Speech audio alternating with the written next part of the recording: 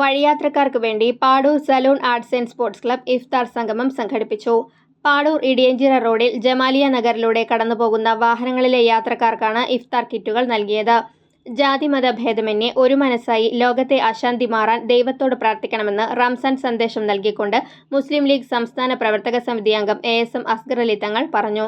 മുസ്ലിം ലീഗ് തൃശൂർ ജില്ലാ vice president RA Abdul Manaf, Venkitangu panchayat committee president PM Muhsin, Venkitangu grama panchayat vice പ്രസിഡന്റും Muslim League panchayat general സെക്രട്ടറിയുമായ MK Habeeb, treasurer PM Jamal, സെക്രട്ടറിമാരായ KH കമറുദ്ദീൻ, ജബ്ബാർ കൊട്ടുക്കൽ, സ്വതന്ത്ര കർഷക സംഘം മണലൂർ നിയോജകമണ്ഡലം ജനറൽ സെക്രട്ടറി ഷറഫുദ്ദീൻ മാട്ടുമ്മൽ, മുസ്ലിം ലീഗ് തൊയക്കാവ് മേഖലാ general secretary PU Muneer, Venkitangu grama panchayat അംഗം ബുഷ്ര അക്ബർ, ഖത്തർ KMCC പ്രതിനിധികളായ KH Sharafuddeen, PM Subair, salon club president Sameer Thangal, Nabeel Yusuf തുടങ്ങിയവർ സംസാരിച്ചു.